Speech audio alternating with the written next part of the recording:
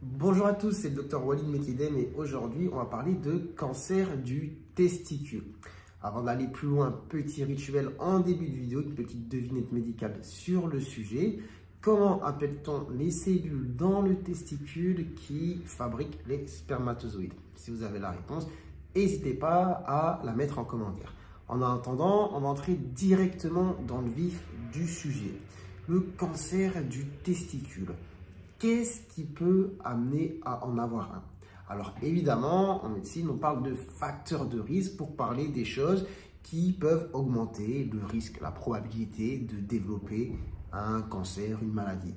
Des fois aussi, on n'en trouve aucun, ça arrive. Vous avez déjà sûrement connu des histoires de gens que vous connaissez qui ont attrapé une maladie, qui leur est arrivée comme ça et pas forcément de terrain favorable, de facteurs de risque identifiés.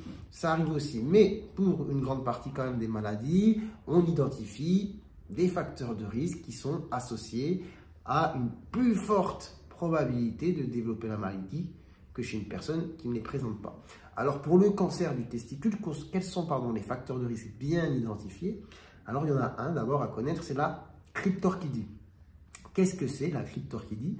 Eh bien, c'est le fait d'avoir à la naissance un ou deux testicules qui ne sont pas descendus.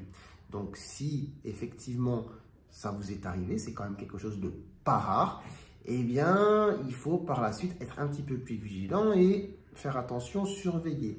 Donc, quand le testicule n'est pas descendu à la naissance, eh bien, il faut avoir en tête que sans être non plus dans la panique, évidemment dans la paranoïa, même si c'est peut-être plus facile à dire qu'à faire, je le sais, mais que c'est un facteur de risque bien identifié de développer un cancer du testicule, d'accord? Ça augmente la probabilité, donc à avoir en tête. Donc la cryptorchidie.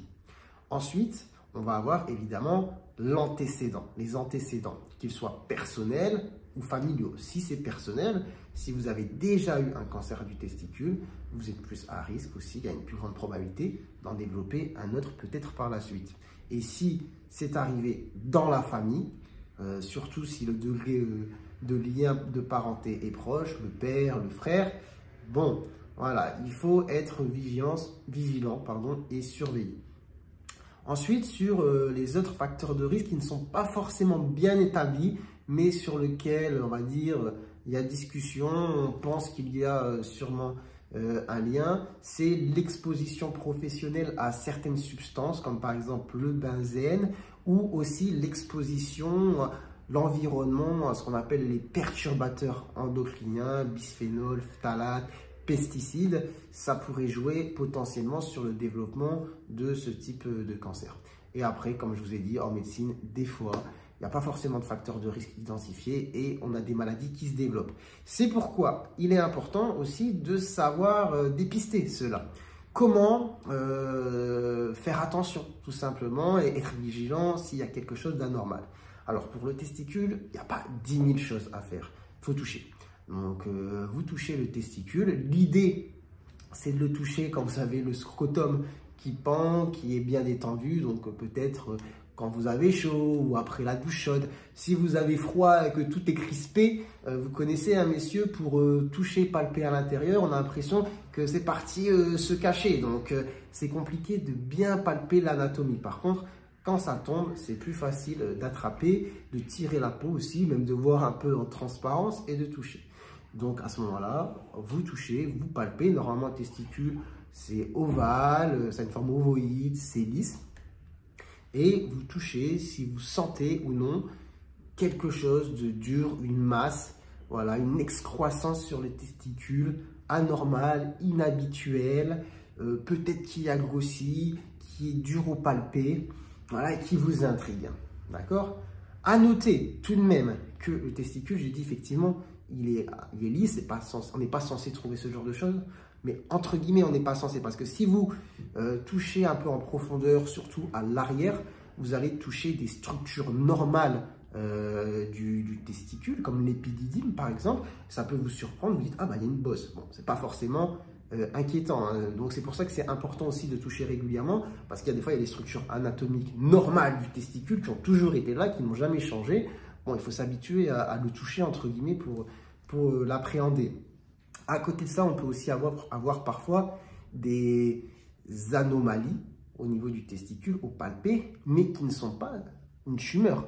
Ça peut être un kyste, par exemple, épididymaire, donc une boule qui se trouve sur l'épididyme, qui peut être volumineuse, mais qui est un kyste, donc qui n'est pas méchant. Vous pouvez avoir, par exemple, aussi ce qu'on appelle une varicocèle. Une varicocèle, c'est une genre de varice au niveau du testicule, mais ça peut être impressionnant. C'est des grosses veines au palpé, vous touchez, ça fait un petit peu grappe de raisin. Vous dites, oh, c'est bizarre. Donc, dans tous les cas, vous palpez le testicule, vous trouvez quelque chose qui vous semble anormal, eh bien, vous allez consulter. Et l'examen, ne vous inquiétez pas, ça va être très simple. Donc déjà, le médecin va toucher. Mais ensuite, un coup d'échographie. Un coup d'échographie, c'est très rapide. Le testicule, c'est facilement accessible. Ça passe très bien en échographie. On voit ce qu'il y a autour. Et directement, on voit s'il y a quelque chose d'anormal. On arrive à identifier assez facilement un kyste, une varicocèle ou quelque chose qui est plus de l'ordre de la tumeur. Donc, à savoir. Donc, palper, savoir s'habituer, reconnaître, savoir consulter aussi, même si c'est les parties intimes que ça peut être très gênant. Bon, c'est quand même la santé, c'est important. Et puis ensuite, voilà, examen qui s'ensuit. J'espère que vous aurez appris des choses au travers de cette vidéo. Si elle vous a plu, n'hésitez pas à la commenter, à la liker, à la partager peut-être à des personnes chez qui voilà, ça pourrait être utile. Et sur ce, moi je vous dis prenez soin de vous, prenez soin de votre santé et à très bientôt, je l'espère, pour de nouvelles vidéos. Allez, ciao, ciao.